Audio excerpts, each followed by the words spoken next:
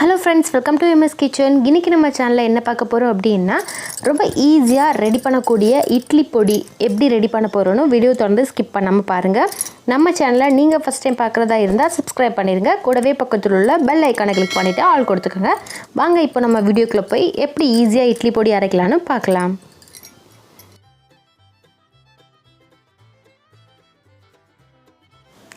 இட்லி பொடி ரொம்ப ஈஸியா அரைக்கலாம்.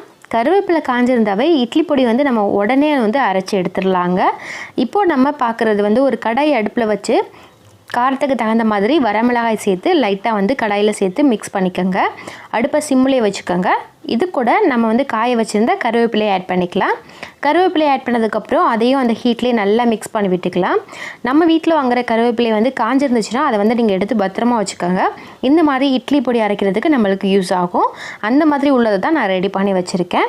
அடுத்து நம்ம இதை நல்லா ஒரு பிளேட்டில் கொட்டி நல்லா ஆற வச்சுக்கலாம். இது வந்து அது வரைக்கும் நல்லா ஆறட்டும். அடுத்து நம்ம அதே கடாயில் ஒரு டம்ளர் கிட்ட கடலைப்பருப்பு, நம்ம எதுலையாவது அளவு வச்சுக்கலாம். நான் வந்து டம்ளர் கணக்கில் அளவு வச்சுக்கிட்டேன். ஆனால் ஒரு டம்ளர் கிட்ட கடலைப்பருப்பை வந்து லைட்டாக நம்ம வறுத்துக்கலாம். அதுக்கப்புறம் இது கூட வந்து நான் 3 பூண்டு எடுத்திருக்கேன். மேலே உள்ள அந்த தோலை மட்டும் எடுத்துகிட்டு பூண்டு தனியாக எடுத்துருங்க. பூண்டில் உள்ள தோல் வந்து உரிக்க தேவையில்லை. இதை அப்படியே அதே கடாயில் சேர்த்து கடலைப்பருப்போடு சேர்த்து மிக்ஸ் பண்ணி நல்லா வறுத்துக்கலாம். இந்த மாதிரி இது நல்லா கலர் மாறுற அளவுக்கு அடுப்பை சிம்மிலே வச்சுட்டு வறுத்துக்கங்க. அதையும் நீங்கள் அதே பிளேட்டில் கொட்டிட்டு நல்லா ஆற வச்சுக்கோங்க. இந்த மாதிரி வந்ததுக்கப்புறம் அடுத்து நம்ம அதே கடாயில் உளுந்தம்பருப்பை ஆட் பண்ணிக்கலாம். எவ்வளோ கடலைப்பருப்பு எடுக்கிறீங்களோ 1 டம்ளர் கடலைப்பருப்புனா 2 டம்ளர் கிட்ட உளுந்து ஆட் பண்ணிக்கோங்க. உளுந்து வந்து நான் ஃபஸ்ட்டு 1 டம்ளர் சேர்த்துருக்கேன். இதை வந்து நல்லா வறுப்பட்டு எடுத்துக்கலாம். அதுக்கப்புறம் 1 டம்ளர் சேர்த்து அதே நம்ம வறுத்து எடுத்துக்கலாம். இந்த மாதிரி கலர் மாறினதுக்கப்புறம் நம்ம வந்து இதை வந்து ஆற வச்சுக்கலாம். ஆற வச்சதுக்கப்புறம் மீதம் 1 டம்ளர் உளுந்து எடுத்து வச்சுருக்கேன்ல, அதையும் நான் இது கூட சேர்த்து இப்போ வறுத்து எடுத்துக்க போகிறேன். இப்போது இதையும் அந்த கலர் மாறுற அளவுக்கு வறுத்துட்டு இதையும் நம்ம வந்து கொட்டி ஆற வச்சுக்கலாம். இது வந்து நல்லா ஆறட்டும். அடுத்து நம்ம அதே கடாயில் வந்து அரிசி ஆட் பண்ணிக்க போகிறோம். 1/2 டம்ளர் கிட்ட அரிசி சேர்த்துருக்கோம். இதையும் அடுப்பை சிம்லேயே வச்சுட்டு நல்லா பொரியரிசி பதத்துக்கு நல்லா வறுத்து எடுத்துக்கோங்க. இந்த மாதிரி வந்ததுக்கப்புறம் இதையும் நம்ம கொட்டி ஆற வச்சுக்கலாம். இதுவும் வந்து நல்லா ஆறட்டும். அதுக்கப்புறம் இது கூடவே நான் வந்து கருப்பு உளுந்து ஆட் பண்ணிக்க போகிறேன். நம்ம வந்து 3/4 டம்ளர் கிட்ட கருப்பு உளுந்து சேர்த்துக்கலாம். அதே மாதிரி அதே கடாயில் அடுப்பை சிம்லி வச்சுட்டு உளுந்து சேர்த்துக்கோங்க. கருப்பு உளுந்து வந்து நான் இது கூட ஆட் பண்ணியிருக்கேன். இப்போது இதையும் நல்லா நம்ம வறுத்துக்கலாம். உளுந்து எப்படி வறுத்தோமோ அதே விதத்துக்கு இதையும் நம்ம வறுத்துட்டு நம்ம நல்லா இதை ஆற வச்சுக்கலாம்.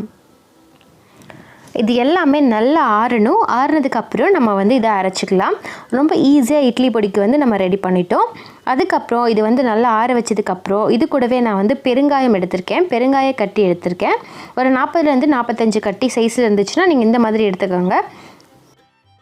இப்போது இதையும் நம்ம அடுப்பை சிம்லே வச்சுட்டு நல்லா வறுத்துக்கலாம். இந்த மாதிரி வறுத்ததுக்கப்புறம் இதை வந்து நீங்கள் வந்து ஒரு இடிக்கல்லில் வச்சு நல்லா இடிச்சுக்கோங்க. அப்போ தான் நம்ம மிக்ஸி கப்பில் அரைச்சி பவுட்ரு பண்ணுறதுக்கு கொஞ்சம் ஈஸியாக இருக்கும். இப்போ பெருங்காயத்தை நம்ம இந்த மாதிரி இடித்து வச்சுருக்கோம். இதை வந்து இப்போ மிக்ஸி ஜாரில் ஆட் பண்ணியாச்சு. இதை நல்லா இப்போது பவுட்ரு பண்ணுற அளவுக்கு நல்லா ஃபஸ்ட்டு இதை அரைச்சிக்கோங்க. இந்த பதத்துக்கு அரைச்சதுக்கப்புறம் அடுத்து நம்ம இதை தனியாக ஒரு பிளேட்டில் கொட்டி வச்சுக்கலாம். அதுக்கப்புறம் நம்ம ரெடி பண்ணி வச்சுருந்த அந்த வரமிளகாய், கருவேப்பிலை இது எல்லாத்தையும் அது கூட ஆட் பண்ணி இதையும் ஃபஸ்ட்டு நம்ம நல்லா அரைச்சிக்கலாம். இப்போ இது எல்லாத்தையும் நீங்கள் வந்து மிக்ஸ் பண்ணி அரைச்சிக்கோங்க. அரைச்சி பவுடராக எடுத்து ஒரு பிளேட்டில் கொட்டி வச்சுக்கோங்க. இட்லி பொடி ரொம்ப நைஸாக அரைச்சிடக்கூடாது, கொஞ்சம் கொரப்பாக அரைச்சிக்கோங்க. இந்த மாதிரி அரைக்கும் போதே இதுக்கு தேவையான அளவுக்கிட்ட கல் உப்பு ஆட் பண்ணிக்கோங்க. உப்பு சேர்த்து நல்லா அரைச்சி பவுட்ரு பண்ணி எடுத்துக்கோங்க. அவ்வளோதான், இட்லி பவுட்ரு வந்து நான் ரெடி பண்ணி எடுத்துட்டேன். அரைச்சதுக்கப்புறம் அதில் வந்து நல்லெண்ணெய் சேர்த்து மிக்ஸ் பண்ணி வச்சுருக்கோம். ரொம்ப டேஸ்டான ஈஸியான இட்லி பொடி ரெடி ஆயிடுச்சு. அவ்வளோதான் ஃப்ரெண்ட்ஸ், ரொம்ப டேஸ்டான ஈஸியான இட்லி பொடி ரெடி பண்ணிட்டோம். இதே மாதிரி நீங்களும் ட்ரை பண்ணி பாருங்கள். இந்த வீடியோ பிடிச்சிருந்துச்சுன்னா லைக் பண்ணுங்கள், கமெண்ட் பண்ணுங்கள். நம்ம சேனலில் ஃபஸ்ட் டைம் பார்க்குறதா இருந்தால் Subscribe பண்ணிடுங்க. கூடவே பக்கத்தில் உள்ள பெல் ஐக்கானை கிளிக் பண்ணிட்டு ஆல் கொடுத்துக்கோங்க. அப்போ தான் நான் வீடியோ அப்லோட் பண்ணுற நேரம் சரியாக வந்துகிட்டே இருக்கும். ஓகே ஃப்ரெண்ட்ஸ், பாய். இதே மாதிரி இன்னொரு வீடியோவில் மீண்டும் சந்திக்கலாம். தொடர்ந்து நம்ம சேனலுக்கு சப்போர்ட் பண்ணுங்கள்.